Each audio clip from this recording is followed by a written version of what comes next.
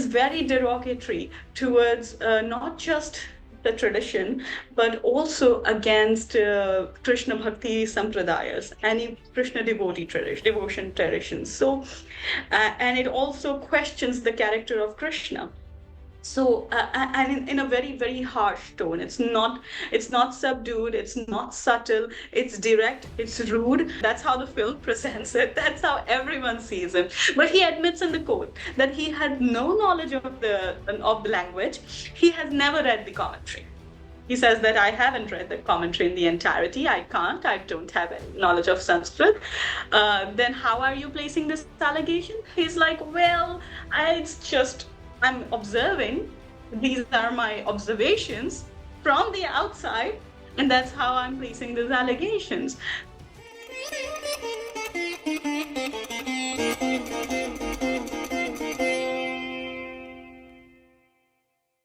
Namaste, ladies and gentlemen. I am Ojasvi Mishra from Sangam Talks, and we bring to you an overview of the historical inaccuracies and twisting of facts in the Maharaj film based on the 1862 libel case, currently facing a stay order from the Gujarat High Court, and the disastrous impact of colonial reformers on Hindu Dharma. Through our talk today, which is based on visual media and the bending of the truth, Bollywood's impact on the Indian mind. For this lecture, we have Prakriti Manoj Goswami ji. She belongs to the direct lineage of Vallabhacharya ji, thereby being a direct target of the film's attack on her traditions and family. She holds an MPhil in Religious Studies, University of Cambridge, UK, has been a doctoral candidate at Indiana University, Bloomington, USA, and is currently teaching Vallabh Vedant diploma course at Mumbai University. I welcome you, ma'am, and I request you to take over from here. Thank you very much, Ojasvi ji. It's a pleasure to be here. I do want to say this, that in terms of the High Court, the stay order by the High Court, the High Court has allowed the film to be released. It was released, and so now that we have had the opportunity to look at the film, we have been able to identify the specific instances where it's historically inaccurate and how it has twisted the facts, which we were anxious about, and we were all thinking that it would be like that. So it's no surprises there. So I just want to take everyone back to the background of this case. So the filmmakers say that the case is based on two things. One, it is based on the 1862 Maharaj libel case. And the second instance, it's based on one of the Gujarati novels by Saurabh Shah called Maharaj, right? Now, when the novel was released, I admit that we kind of missed it, and because it's a complete falsification of everything, and it holds no factual basis, and also how they have translated the legal proceedings in the film is also problematic. And why is it problematic? We even if we just look at the like how they have said is this film is about the facts leading up to the case, right? And when you look at the actual case, the court case scene that they have shown towards the end in the climax, where Karsandas Molji confronts Maharaj, you realize that it does not relate with the fact of the case at all, not even a bit. And why are we saying this? It's important to identify those factors. We're saying this because the whole point of Maharaj libel case was that the eponymous Maharaj, Jagannath Ji, disagreed with the allegation placed upon him. He vehemently disagreed with it. We do not know whether he was right or wrong. We do not know that because we cannot turn back the wheels of time. What we know this for sure, that he disagreed with that. He, on personal and sectarian basis, he never admitted that this kind of every allegation that Karsandas Molji placed upon him about abuse of women was part of the tradition, and he also disagreed on the personal level that he ever did anything like that. And that is the whole point of putting a libel case and asking British court for justice. I don't know what motivated him to do that actually, but in the film, you see this, that Maharaj is actually accepting it. When Karsandas Mulji says that this is the part of your tradition, and he says, yes, we have the freedom to do this. Our devotees give us the freedom to act in the way we deem fit, or act in the way we interpret the Diksha or the initiation ceremonies of our tradition. It is gross falsification. It is one thing to dramatize something, but it is gross falsification here, because you're not dramatizing, you're changing the everything that the Maharaj stood for. So that is problematic. And the second thing, the way they have presented the case since the very beginning shows Karsandas Mulji as a sole journalist against the system, right? Like Maharaj is this powerful man, and Karsandas Mulji is fighting against him, and he's a brave journalist, like a classic underdog story. And who doesn't love an underdog story, right? So, and my argument there is like, if you actually read the facts of the case, you realize one thing, that we don't know again if Maharaj was right or wrong, but we do know that if there was anyone who was the underdog in that story, it was the Maharaj. If you say this is a David versus Goliath story, the David in that story is Maharaj. And we are saying this because if Karsandas Mulji had the support of the missionary movement behind him, he had the support of the reform movements who were heavily financed and corroborated by the British powers, and he had the support of the British government. If you look at the witnesses, he had missionary people in the witnesses. If you look at how this case was praised and how Karsandas Mulji was praised after the case, everyone in the British missionary movements and the government supported him. Even throughout the case, the British government wanted Karsandas Mulji to win this case. That is the historical facts of the case. So he had the system backing him. It was the Maharaj who was fighting against the system. So that twisting of characters is very significant because it changes the facts. So when we are saying it changes the facts, we have to go back into the facts. What are the problems? And what are the consequences of changing the facts? Where is the problem? So if you go back, what is the history behind this case? You realize something, that this is the case that the case was filed in 1862. Yes, but what happened before that? So if you look at 1835 was when British introduced English education in India, which was something very unique. They did not do this with any of the colonies. They did it with India.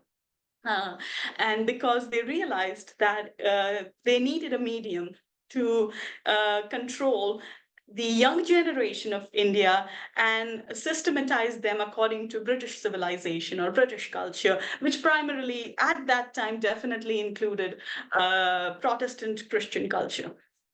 Which was supported by the missionary movements. So, I mean, the colonial powers did bring the gospels with them, right? So that was the whole idea of civilizing us. So they introduced in 1835, they established colleges, they introduced English education system, and it is from this system that the reform movements was born. It is through this system. As we progress, what happened after the Sepoy Mutiny, right? There was this first war of independence, and we realized something very poignant here, that despite there were multiple causes that led to the first war of independence, but what was the immediate cause?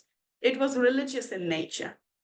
And so British realized that because this is religious in nature, religion, although it is under the surface, it plays a very crucial role in the fabric of Indian society. And if triggered by religion, it can actually challenge their hold on India. So they wanted to change that. They wanted to control religion. And that is when they kind of supported the reform movements, and the colleges like Elphinstone colleges were established, and they established high courts, and actually Supreme Court was established, and then if you realize that in 1861 they abolished the Supreme Court and Bombay High Court was established, and this was the very first case that was fought in the Bombay High Court, or amongst the very first case, because this was the case was filed in 1861, and then the proceedings started in early January 1862. So soon after, the case was actually filed in Supreme Court, and then the Supreme Court was abolished and Bombay High Court was established. And so it was very first case that was fought there. And so you realize the Chief Justice there, and also the judge, and the Judge Joseph Arnold, and the Chief Justice, who is Matthew Richard Saucy. All these people want to establish the power of the Bombay High Court as a kind of a paradigmatic example of British fairness, right? Which is embedded in the British civilization and what the West considers to be the best, to be the way of life. And one of the most problematic aspects of this whole thing was the reform movements inspired by missionary movements, was that they had this intense disagreement with idol worship. And we are not saying this on our own, because if you look at the judgment of the case towards the end, it is very derogatory towards not just the tradition, but also against Krishna Bhakti Sampradayas, any Krishna devotion traditions. So, and it also questions the character of Krishna. So, and in a very, very harsh tone. It's not subdued, it's not subtle, it's direct, it's rude. And so you realize that this missionary influence was present throughout the case. It was not a fair trial. It was never a fair trial. It was not meant to be one. And why did the reform movements were supported by the missionary and the British government?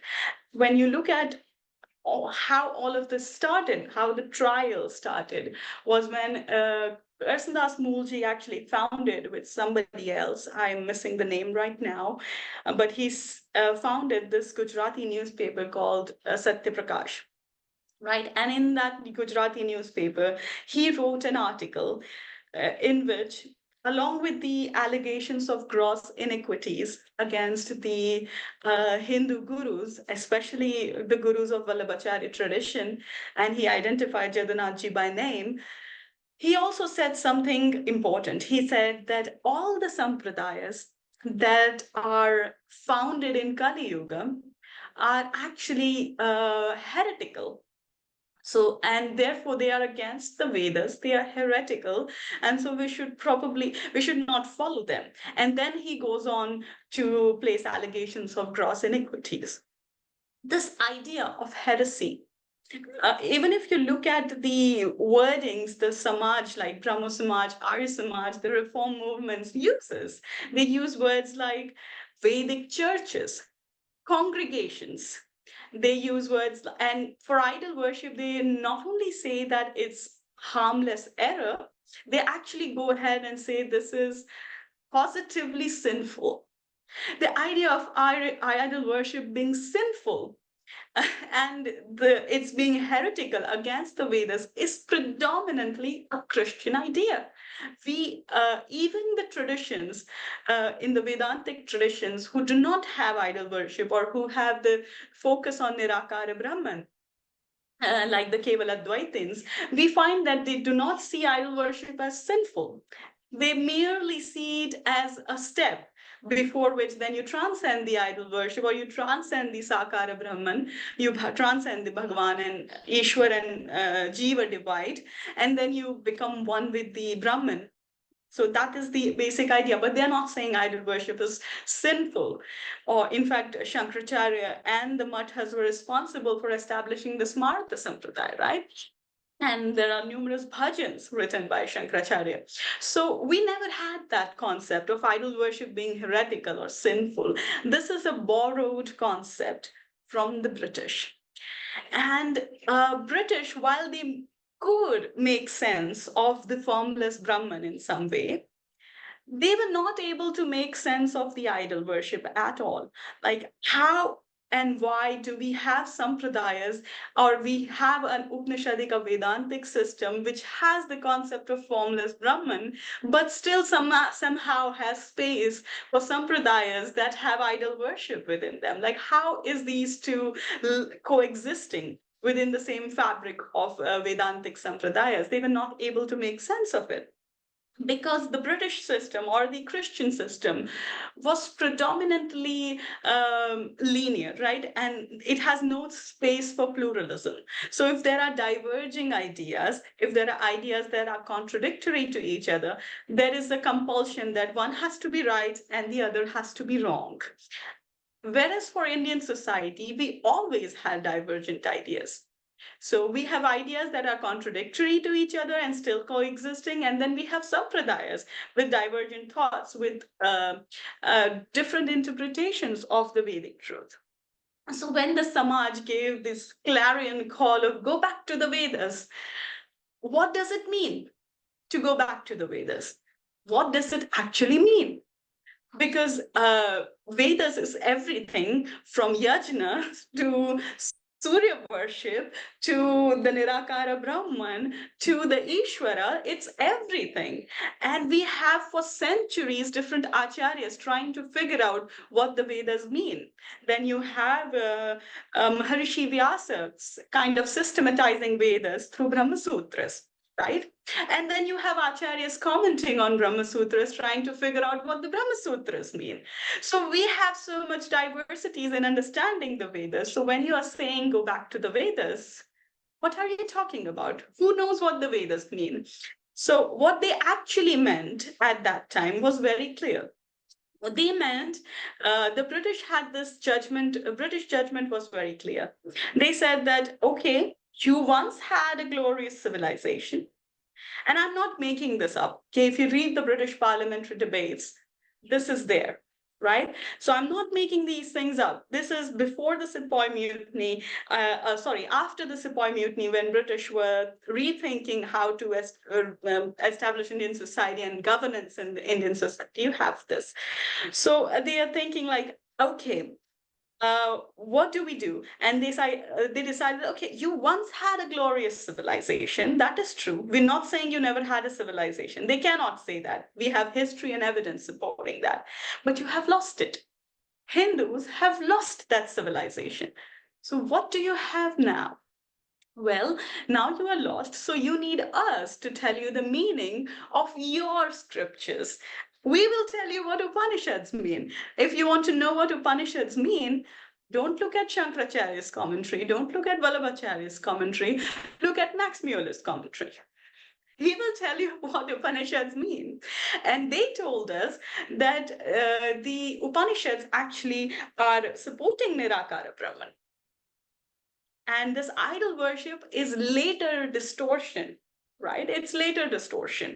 In fact, until very recently, this was the norm of academia. It's only for the last close to 50 to 100 years that you have seen this change in academia. In fact, in the last 50 years, you have seen this change in academia, where if you want to study about Hinduism, they ask you, okay, look at the living traditions. Earlier, that was not the case. If you want to look at Hinduism, look at Max Muller's commentary. Don't go to India. This is what my professor, my mentor at Indiana University told me as a first-hand experience. He said that when he first started study of Hinduism, he was told that Hinduisms, look at the commentaries written by Orientalists, by Indologists. Don't look at the Hindus. You don't have to go to India, because that was the norm set right from the British Raj, that you don't know what your scriptures mean. We will tell you what your scriptures mean. And reformists came from this idea. So the British Raj had two divides. There was one side, the missionary movements, who were degrading the idol worship and who were categorizing idol worshippers as barbaric and savages, right? So that was one side of the British Raj. On the other hand, you had Indologists and Orientalists who were saying that So yes, so Samaj took hold of the British narrative, the Indological narratives, and they said that fine. Actually, we have a much more well-defined system of formless Brahman than Christianity has, and so in order to stop the conversions, they went to a different route, and they kind of started demonizing idol worship in the same vein as Christian missionaries did. So I accept here that it is very easy in the retrospect. The hindsight is always 2020, isn't it? So it's very easy in the retrospect to look back and say that it was a wrong move. And I'm willing to give them that. Uh, and the Bible says, that the road to hell is paved with good intentions. So I'm I'm agreeing with that. They had good intentions, but it paved the road to hell for Hindus, I think. And so you have these reformers coming out of this system, which was very heavily prejudiced. And that from this background, from Elphinstone College, you have Karsandas Moorji emerging and manipulating the facts of the case. Now, why am I saying that Karsandas manipulated the facts of the case? Not just filmmakers, even Karsandas manipulated it. Because what he essentially did when the libel suit was filed, what he essentially did, the main allegation was that the initiation ceremony of the Sampradaya, he said, initiation ceremony. Then you have this scene in the film, okay, where Mulji Excuse me, actually, ma'am. I'm sorry they have for. shown Mulji. So it was not just the filmmakers, you see, that who have twisted these facts. It was also Karsandas Mulji who did that. And the reason I'm saying this is because you look at the prime allegations in the film. They have shown Karsandas Molji as a devout Vaishnava, right? Again, that is a falsification. They have shown Karsandas Molji saying, I am a Krishna Bhakta. I actually go ahead and place my head, I bow my head in the places of Krishna worship, the Havelis. I do that, which is actually a falsification. As I have narrated so far, he came from this reformist mindset, and he was of the opinion that the Vedic religion are the true religion, and the religion that are born in the Kali Yuga are false religions, heretical. With this background, what he did was he said that the initiation ceremony of the Sampradaya says that I offer my mind, body, and wealth to Krishna. I surrender it to Krishna, right? He is the master of it all. And he said that the initiation ceremony in the commentary kind of uses the word Purushottam to kind of highlight that. Purushottama is a common word used for God, right? And he said that, well, you use the word Purushottama is also used for gurus. So so you are surrendering yourself to the gurus. So he manipulated that fact. And that's how he wrote the article. And that was the crux of the libel case. But if you look at the when Karshandas Mulji takes stand, he admits in the court that he has no knowledge of Sanskrit. Now we present him like a great scholar of Sanskrit. That's how the film presents it. That's how everyone sees him. But he admits in the court that he had no knowledge of the language. He has never read the commentary. He says that I haven't read the commentary in the entirety. I can't. I don't have any knowledge of Sanskrit. Then how are you placing this allegation? He's like, well, I'm observing. These are my observations from the outside. And that's how I'm placing these allegations. So he himself was responsible in twisting this fact. So that is the problem. Whereas if you look at what the Maharaj says, he clearly stood when he takes the stand. Maharaj says with like vehement denial, he says that I am not God. I'm a guru. I'm not God. And and he denied the allegations. But the most crucial and interesting conversation happens when the witnesses were called. Okay. And I want to give you an example of this. This is so poignant. And in fact, when I wrote this in my paper, this interaction between the witness and the judge, uh, my professor actually said, this is so classic. This is a classic colonial encounter with the native religions. Like, this is so classic. So I want to give you that. So you have this defense lawyer, Mr. Ansi, defense lawyer, which is the lawyer of Mulji. So he calls a witness. Now you have to realize that these are normal people. They never called anyone who claimed to know the language or who was a scholar of the tradition. They did not call any of that, any of those witnesses who could tell them what this tradition is about. And these are the people who are having difficulties in understanding English. So they had a translator with them, right? So Ansi, the defense lawyer, says that they're using the word Baniyas instead of Vaishnavas to kind of denote the caste. So that's interesting. They're not calling them Vaishnavas. So they say that this is a direct translation. Okay, so they said, do Baniyas believe Maharaj to be God?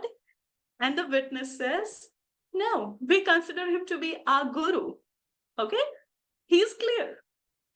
Then Chief Justice tells him, tell witness if he does not answer the question, he will be sent to jail. He actually answered the question, but this was their response. And so the witness, scared, he says, like, what is the question again? And the interpreter explains the question. And he says, well, some consider Maharaj to be a god in the shape of Guru. And then the defense lawyer says, is Guru a god? And witness says, Guru is Guru. He's like, I don't know how to answer this. It's like, Guru is Guru. Then Chief Justice says again, tell him if he does not answer the question, most indubitably he will go to jail. And then the judge, Joseph Arnold, says that tell him he's asked what others believe, not what his own belief. So tell him what his others believe. And the witness says that I don't know if others, what others believe. I consider him simply to be a guru. And then witness is fined for not giving a direct answer. Okay, he's fined. So he pays a heavy fine. And that is how the case progressed. This is just a classic extract from the case. And like we are kind of the nation of gurus, aren't we? So in India, we have placed a position like the importance of guru, and like Kabir says, Guru Gobind khade, kaake lagu paye, balihari Gurudev ki Gobind diyo balaye. So we have this importance of gurus because they introduce you to the path that leads to our gods. That is why we actually bow down to our gurus. And that is the sentiment. But it is a complete unknown sentiment to the people who were trying him. And that's this disconnect. But I think Moolji was not faced with that disconnect. With the British court had that disconnect, but Moolji belonged to the culture. So I have a sense of misinterpretation there on Moolji's hand, whether it came from good intentions or whatever. We are not clear on that, and why would we have that? But we do know that he accepted later in the court. And what was the decision of the court? That is our second problem, where you look at when you look at the decisions of the court, you realize how problematic the judgment was. In legal terms, like Maharaj was the case went in favor of Maharaj on 3 minor counts. Okay? But it was more in favor of Karsandas Moolji because they said he had the freedom of speech, the thing that we are still arguing about. That he had the freedom of speech to write whatever he wanted. So it went in his favor. But he said something else here, okay? They not praised Karsandas Moolji as a righteous reformer, but he also questioned Lord Krishna. And he said that all the devotional sects associated with this kind of devotional worship are a propagation of carnal sensualism, of strange transcendental lewdness. That's what the judge said. Like, this is Judge Arnold's statement. This is strange, transcendental lewdness. And I want to read something. He says, and he's comparing the allegations that Karsandas Molji placed upon Maharaj with the gods he worshipped. He's like, okay, you're Maharaj. What kind of god does Maharaj worship? And he's like, he worships a god who is also embedded in this kind of divine Ras Leela, which is nothing but carnal intercourse with females, dining and playing with them, is one of the principal offices of Krishna. The nectarine pleasure of Sri Gokul is better than 1,000 other experiences. If copulation does not take place with Krishna, the existence of the paramour of man is worse than that of a war. So he's comparing Rasa Leela with carnal desires. He's questioning the character of Krishna. And there are so many statements like that. So many statements. Now, does the film have these statements? No. What the film have instead done is they have taken this case, which was a lopsided trial. In fact, we have, as I have shown, the Maharaj was fighting against the system. You have Karsandas Mulji, who is supported by the British system, who is also prejudiced against the devotional sampradayas. You take that. What you do next? You turn Karsandas Mulji into a devout Vaishnav. Like, he is a very, very pure Vaishnav. And then you turn Maharaj into almost cartoonish villain. Okay, if you look at how he's played, he's almost cartoonish. So you turn him into a villain who is saying that, yes, we have freedom to interpret the mantras of our initiation, mantras of our tradition the way we want. So he's accepting. So you're twisting the facts of the case. And what is the result? So you are alienating the sampradayas from Vaishnavites, and you're doing it in the name of history, right?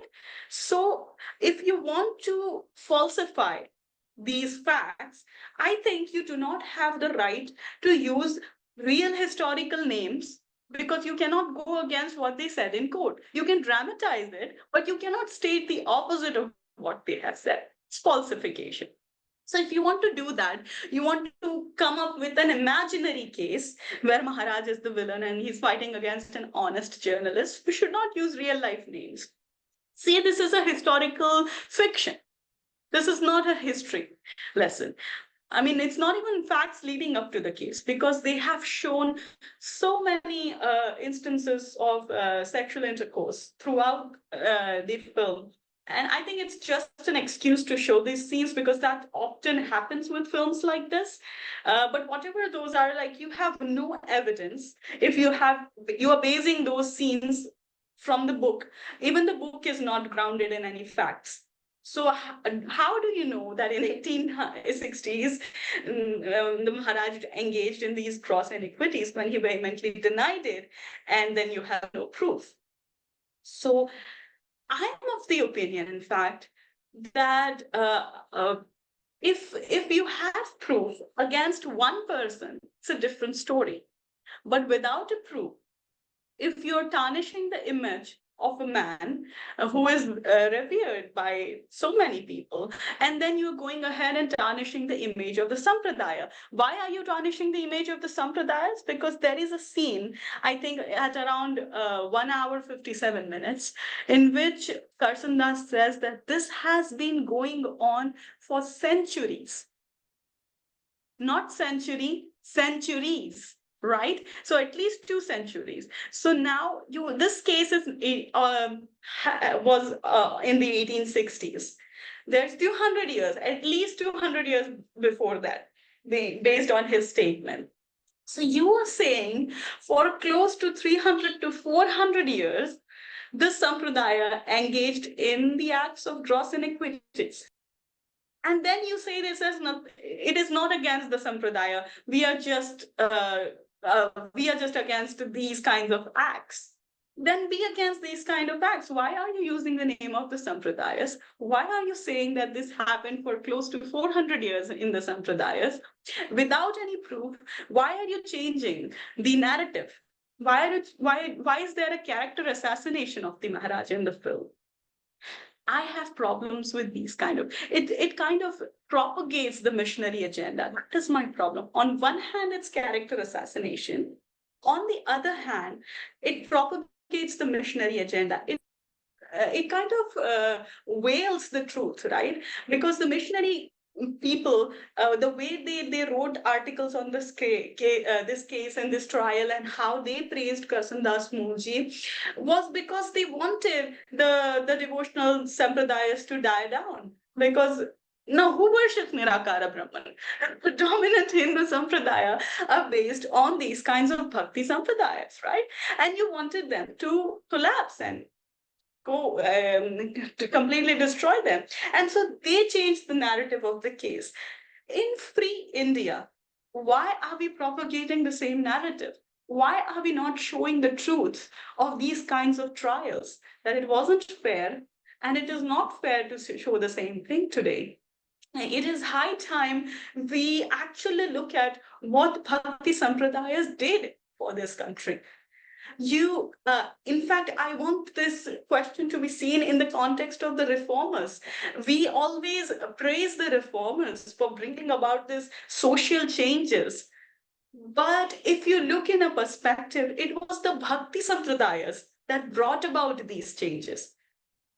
Because nobody actually listened to the reformers. They listened to their gurus, and they were the people who brought in their changes.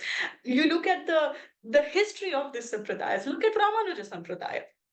It is Ramanujacharya who went on the rooftop of the temple and yelled the mantra for salvation for everyone, when everyone was saying around him that this is the mantra for only Brahmins. Then you have Vallabhacharya. Look at the devotees we have. We have Taj Bibi. We have Rasa Khan. We have a lady who was a prostitute by profession. And they are all, whether you see these stories as truth or hagiographies, is your perspective. But we see these people as devotees, and we place them on the same rank as other devotees who may be a Brahmana or from within the tradition. So we have no difference, right? This is the radicalism of these traditions. They brought God, common people. There was a time we do not realize this, right? Because right now we don't have a Vedic system. We live in an urbanized culture. So we are like, okay, what's the big deal about it? But look at the society they changed. They actually allowed God to be brought in. I'm talking about a sacramented God, right? Sacramented idol. You cannot touch a sacramented idol. And but they actually brought, especially Vallabhacharya tradition, the most unique thing about this tradition is that they brought sacramented idol into the homes of the devotees, which broke the barriers of, like, the bhakti truly breaks the barriers, the social barriers that the reformers are talking about. And we do not give these sampradayas enough credit for that. You're tarnishing the image of the sampradayas. So, and when Moolji in the movie asks, what is exactly he actually asks this question, why do you need Maharaj between you and the God? What they are trying to present is that these sampradayas or bhakti sampradayas in general, when they have Maharaj or people, gurus in place, they actually barrier and they are corrupt, and we are all seeing them generalized sense of corruption, how Bollywood has been portraying priests since the very inception. Nothing has changed. But in reality, what was the role of the guru? It was to show them a direction, right? That was the role a guru played. They were not barriers or obstructions between God and the devotees. They were taking the devotees to the God. If they were barriers, I think Vallabhacharya would never have allowed the gods to enter into the homes of the devotees, right? But he does. So that kind of radicalism often gets overlooked. And I think in free India, it's a sad day that we are actually propagating these missionary agenda again. And we are overlooking the deep cuts that it has given this country.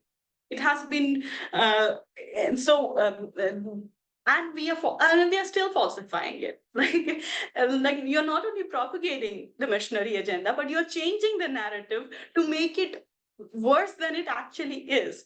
So Maharaj was seen as a villain because he was not given a fair trial. But you're not even presenting the, and yet when he fought against the system and somehow hoped for justice in a British court, they still were not able to prove anything against him. When the entire system was against him, they were still not able to prove anything against Maharaj, right? So what you do is you make him accept it, which is actually, I don't know how it goes with the narrative of the story, because the whole point of libel case was that he did not accept the allegation, but you make him accept the allegation so as to prove that yes, he was the cartoonish villain that you are showing. So that kind of falsification, and I don't know what is the, it's not, I think, my place to judge the intentions. What is the intentions of the makers? What is their agenda? Why are you changing the narrative? Why is there gross falsification? I have no idea. But I think that when there is a film like this, I think people need to know what the truth of the story is. And this is the truth of the story. Thank you very much, ma'am. That was extremely holistic and just such a wonderful, overview of absolutely whatever, people have to expect out of looking at content on OTTs that can be often, inspired from lopsided work, as you mentioned. However, it gives rise to a lot of questions, and I would like if you entertain them. Um, when you talk about the praises of that Karsan Das Mulje enjoyed, one of those praises several years after his death was also by Narendra Modi in 2010. And that's going to have a lot of ramifications in terms of how people are able to interpret or perceive the merits that Mulje has as a journalist. So Mhm. what would you say about that? My personal opinion on that is I think we have, over the years, we have overlooked what the reformers achieved and how they were detrimental, right? Because the face of the reform movements has changed. If you look at the Samaj today, or Arya Samaj today, it's not the same as what it once was. Second thing about this is, so we are unaware of the history, right? Many people are unaware. I don't know if the Prime Minister is unaware or not. So I'm not saying that. The second thing is that if we kind of judge people overall, like if someone has done a good thing, he's incapable of doing anything wrong. And if someone has done a wrong thing, then he's incapable of doing anything good. That's how we look at people. But we do not have problems with what the reform movements achieved in terms of widow remarriage. We have no problems with that, or any other reform that they brought about, or encouraging women to educate themselves. We do not have any problems with that. So if and that kind of aspects of Karsan Das Mulji, his role in these kinds of social inequalities is being praised, and that's being highlighted, and we have nothing to say about that. That's a good thing. I think there is an aspect of how Sati was taken to a different level by Ashish Nandi. I won't go into that because this will take this answer into some other realms. But if we are praising that part of Karsan Das Mulji, it doesn't mean that he had a lapse of judgment somewhere else. He did have a lapse of judgment here. So if we are pointing that out, we are not negating every good work he did. And if the Prime Minister is praising his social reforms and some direction, I don't know if that kind of negates my points of what these social reforms had, the ramification of these reforms on the Hindu society in general. So I think those two can be seen distinctly. Could you, ma'am, please elaborate on how Karsan Das enjoyed the support of the missionaries as well as the reformers? Right. If you look at uh, the missionary support that he got after that, like this case was praised by many like reformers and reform missionaries alike. If you look at for a detailed sketch, I think there's this great paper by David Haberman on the love of 16,000 gopis on trial. If you specifically look at pages 64 to 69 on that article, it kind of details the praises that Mulji received. And then the direct consequence of this was, this case was shortly after the death of Karsandas Mulji, people who supported Karsandas Mulji went to Dayaram Bhai and, pardon me, went to Dayanand Saraswati, and Arya Samaj was established with headquarters in Bombay. And if you look at what the missionary movement said about Arya Samaj, they said this is India's way of accepting Christianity without the offense of the cross. And if you look at what Arya Samaj says about Karsandas Mulji and the later fact about Brit, like you have peoples, the Samajis praising the British fairness. You said that the fact that Arya Samaj has been able to do so much in its short lifespan, it is an incontestable proof of the general fairness of the British government in India. So you have this Samaj being established as the direct result of the case, and with the support of the missionary movements in India. So there you have it.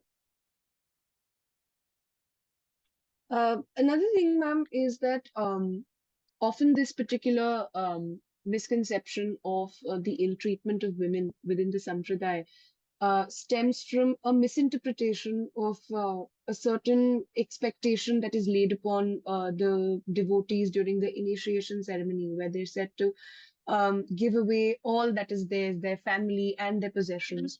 So this particular convenient and opportunistic interpretation actually stems from the initiation ceremony. So could you lay the record on that straight as well? Yes. So the Sampradaya, the sectarian initiation ceremony, is actually very specific because we have in Bhakti Sampradayas have always struggled with kind of bringing together this idea of renunciation with engagement in the world, right? And how Gita does it through Nishkamakar, right? It's not complete renunciation, but it's renunciation of fruits. Now, what is the kind of parallel of that in Bhakti? Right, of the same concept, how you bring together, because you, as long as you are in the living a worldly life, you're not renouncing it completely. How do you kind of bring it together with the renunciation of the world? So one way of doing that is kind of making your life, living your life through the deity or through Krishna. In this context, it's actually a very beautiful concept, like because how Gopikas did it, right? They lived their regular life, but every waking moment of their life was spent by thinking about the place of Krishna. And that is a form of meditation. Like in yogic meditation, you are sitting down and closing your eyes and concentrating on Krishna. But look at what happens when you are in love. Okay, when you are in love, no matter how hard you try, no matter what you're doing, you're working at the office, whatever you're doing, the person you are in love with is always in the back of your mind. You cannot take him out of your life. That's how love works, right? So we're just translating that love for human. The same concept is same, but this is love for God. So you are still engaged in the world, but your mind is completely engrossed in Krishna. And that was the idea of Bhakti Sampradayas, and that was especially the idea of Vallabhacharya, that your mind is engrossed in Krishna. So what that results in, so when you're initiating into the Sampradayas, what you're doing there, it's like entering into a marriage, right? But this is a marriage between your soul, Atma, and the Supreme Soul, Paramatma. What could be more intimate than that? This transcends body. This is to the soul, right? And so when you get married to somebody, your life revolves around that person, because now everything you're doing is by keeping in mind the likes and dislikes of your spouse. And that's how initiation works, that when you are engaging in this spiritual marriage, what you're doing is you're surrendering your life, your wealth, everything to Krishna, so that he uses it first and you use it for him, and that's how you use it for yourself, right? So, like, it's a simple example of preparing food. So you're preparing food as a naivedyam for Krishna, and then you're eating the prasadam. So you're still getting nourished, but you're not eating food, but you're eating prasadam. So what is that? That is nothing but a form of surrender, of like, so that is the concept, and that's how it works. These nuances can be very easily manipulated when you're using words like marriage. I'm consciously using it, but you have to understand what sort of marriage that was. It's a marriage of Atma and Paramatma. So, and I kind of remember something like when you're doing something like that, you have people who are, this also relates to your previous question, right? You have people like Karsandas Mulji, who was praised as Luther of India, like Martin Luther, like Lutheran spirit. So Luther of India, how Martin Luther led a revolution against the Catholic Pope and into the Protestant Christianity. That's how Karsandas Mulji led a revolution against the gurus. It wasn't a revolution because nobody paid attention to him. Martin Luther really had a revolution because Protestant Christianity spread throughout the Western world. Nothing of that sort happened because we were not troubled by our gurus and saints. The gurus, what they do is they provide direction for what the spiritual marriage is all about. It's how to relate your life with Krishna. That is what it's all about. That was very beautifully explained, ma'am. One more question that comes to my head is, were the victims or the so-called victims, were there testimonials of theirs as well in the case, or were they not given an opportunity to speak? Uh, I think there was 35 testimonies in favor of Maharaj that Maharaj brought about, and I think from Karsanas Mulje, I don't think there was testimony of any victims. So as to say, all they had was a missionary testament, a testimony saying that, and someone who observed something. So there was one testimony that went against Maharaj, against many, many people who supported Maharaj. And many of the testimonies on Karsandas' point were hearsays and rumors, and people who had here coming up from testifying about hearsays and rumors. That was primarily the reason nothing was proven against the Maharaj. If they had those testimonials, I think it would not have taken them much to prove anything against Maharaj. That was the goal. My concluding question to you would be, since you've been so much into religious studies and you've seen that industry and that pantheon of public intellectuals, what do you think a lot of Western understanding of the Ras Leela is? Because I think there's, even if not maybe a derogatory understanding of it, that carnal romanticization that you talked about, it seems to be, the underscoring feeling that everyone has about the Ras Leela. So I Yeah. wanted to know what the people within the religious study industry, especially the ones who are Western academicians, understand of the Ras Leela, and how exactly are we to rebut those ideas because they do not understand the depth and the layer of it. Mm-hmm. For a very long time, I think they were using texts like Gita Govindam and Rasa Panchadhyay to make those assumptions. And in order to not offend the Hindu community, and in the fear of that, I think the Western the Western study stuck with translations, not interpretations. We're just translating. This is what the text says. Don't blame us. We're just translating. That was the approach. And a lot of it was like, this is a higher stage of love that we do not understand. But it did not go into the depths of what it was like. And recently, I might be biased here, but I think my advisor has wonderful works on this in forms of Loving Stones, Trial of 16,000 Gopis. And all of these works and many like him, like to an extent, Hawley's work. All these people have worked hard to bring the real meaning of Rasa Leela out. And I am kind of taking up that project as well. One of my books, Maharaj Manjusha, kind of does that. And it is very crucial to understand how can we it has to come from a religious and academic perspective. So how are we contradicting it in religious studies? We are actually we can contradict it by translating the actual commentaries on Rasa Leela. So this is, don't use the translation. What is Acharya's or Bhakti Acharya's understanding of the Rasa Leela? What is it? So because I come from Vallabha's tradition, I'm using that commentary to contradict these narrative. Look at what Vallabhacharya is saying here. In fact, he goes to an extent to say that the Gopikas who had sort of a carnal love for Krishna were not allowed into Rasa Leela. They were not allowed into it. Because you have a section of Gopikas who hear the music of the flute, they step out of the house, they are scared by seeing the patriarchy and the elders there, all the patriarchs of the family sitting there, and they're scared. How do we step out? And then they are unable to step out and participate in the Ras Leela. And Vallabhacharya specifically points that out and says that that's because they were not able to cross that barrier because they had carnal love.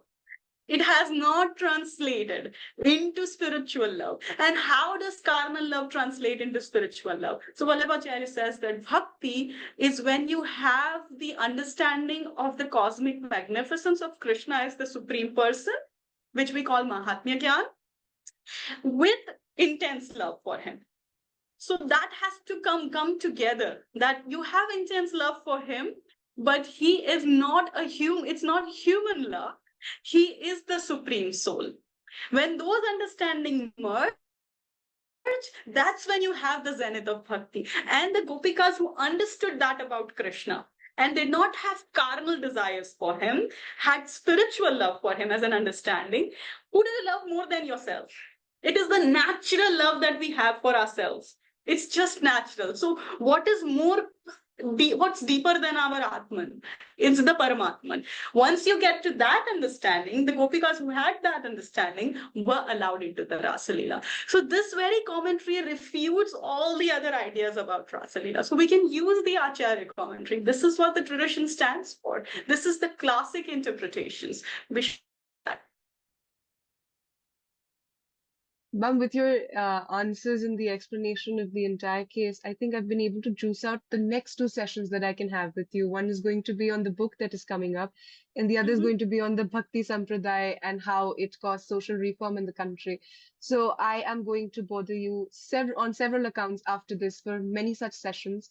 Thank you very much for sparing time from your very, very busy schedule to give light to an issue that I think is only going to aggress itself once it makes it into the playlists and the watch lists of a lot of our viewers. Thank you very much, and we wish to have many such talks with you. Namaste.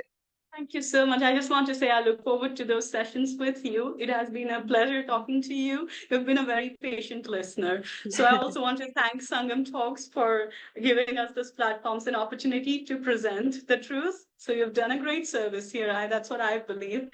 And I look forward to more interactions with you. Thank you and namaste. Sure, ma'am. Thank you.